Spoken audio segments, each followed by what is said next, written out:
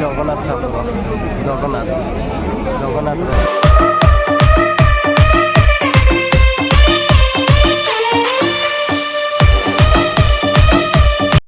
Hi friend जय जगन्नाथ। आज मु बहुत इच्छा है मोर टे जगन्नाथ को देखा करने कारण भी रथ यात्रा होती जगन्नाथ तो बाहर रथ थे आम जगन्नाथ को देखा मत बहुत इच्छा है मुझे सांगे सांगे राति बाहर की जगन्नाथ को देखा करने आई बड़दान रे केते गाड़ी मोटर केते भीड़ मु भाई जो लोक शून्य होती देखला बहुत भीड़ गाड़ी आवाज धरी सब किसी होती ये तो कथा कहले मोबाइल शुभा जाऊ कि नहीं भयस भी जानी होनी मोर म्यूनिसिपालिटी भाई मैंने सफा करुँच रोड आमर केते असना हो पड़ी आज बोधे बहुत लोक होते मुझे भाविली आगे बोधे लोक नथिए देखला से जिते आगू आगू जाते पूरा अधिक भीड़ लोक पूरा जाम दुकानी मैंने भी दुकान बंद करना राति है गोटे गोटे दुकान सब बंद कर ये सब साइड रे सब पंचर पड़े सब कंपानी डबल हरिण असोरिश तेल सब टेस्ट गुटका सब किसी केते सुंदर है छोट रथटा आगे आमर बस जगन्नाथ ठाकुर जगा ठाकुर आमर बस आम छोट रथ देखिकी आम आगे की चलू बड़ रथ पाखक मो एक्चुअली थंडा टे मो तंटी बसी जाए अधिक किसी मुझे कहीपनी से मो भयसटा टे आपको अबागिया लगुव से मुझे स्लो स्लो कहूँ जोर चिल्ला तंटी पूरा दर्ज हो खास बाहर मोर ये आउ गोटे छोट रथ देखिलु आम जगन्नाथ ठाकुर भितर बस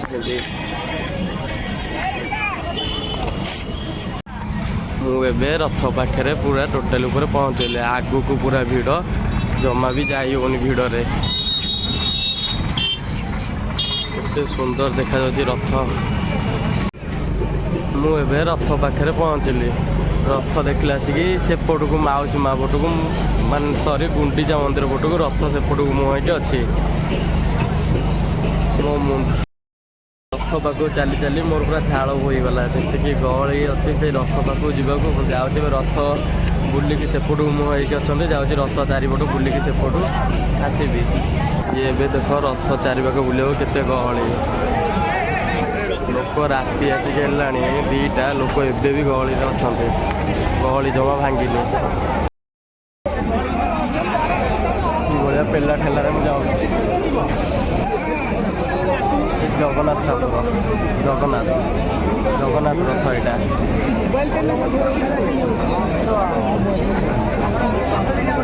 पूरा गहली चलिए पड़नी लोक ये पेलिकी आगू आगू अनेक जाऊँ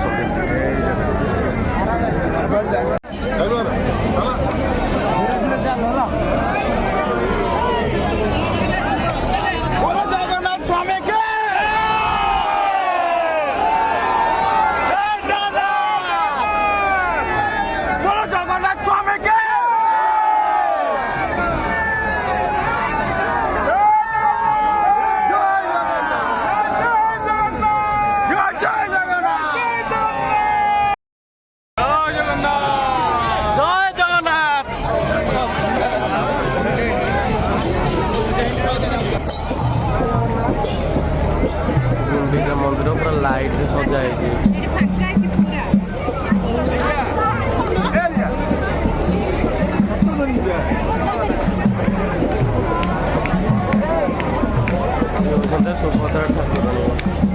सुभद्रा ठाकुराणी आमर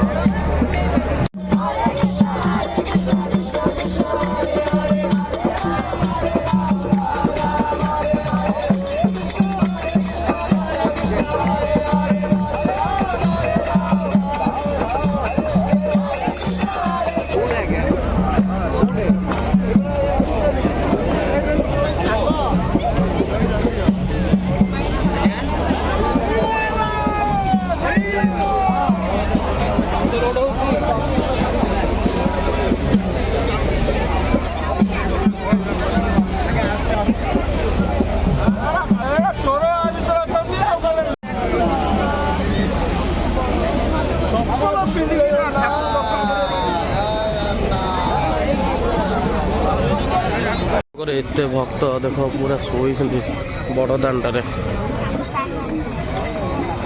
ଏଠି ଲୋକ ବଡ଼ ଦାଣ୍ଡରେ ସବୁ ଶୋଇଛନ୍ତି, ତାଙ୍କର ସଂକୀର୍ତ୍ତନ ଚାଲିଛି। ପୁରା ରଥ ଆଗରେ ଏମିତି ପେଲା ଠେଲା ହେଇ ହେଇ ଏବେ ଏଇଠି ବାହାରିଲି ବାହାରକୁ। ସାର୍ଟ ଫାଟ ପୁରା ଝାଳରେ ଓଦା, ମାନେ ଏମିତି ପେଲାପେଲି ହେଉଛନ୍ତି ନିଶ୍ୱାସ ବନ୍ଦ ହେଇଯିବ। ଆପଣମାନେ କିଏ ଯଦି ରଥ ଦେଖିବାକୁ ଆସୁଛନ୍ତି ତ ଠିକ୍ 12ଟା ରାତିରେ ଆସିବେ।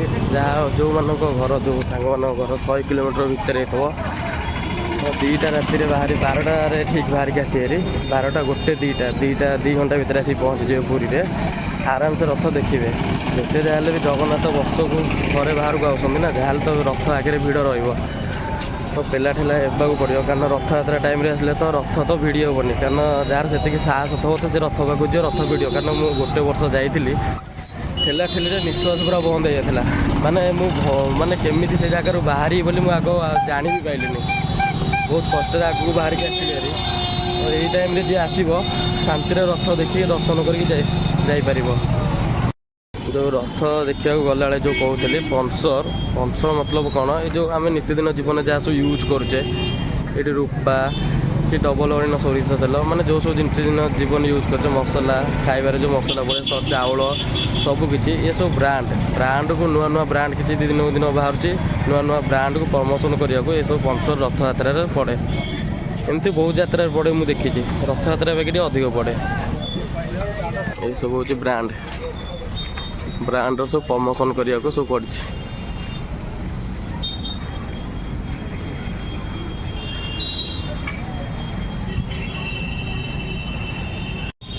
ଏଠି ଗୋଟେ ପଡ଼ିଛି ଏଭ୍ରିଡେ ବ୍ୟାଟେରୀ।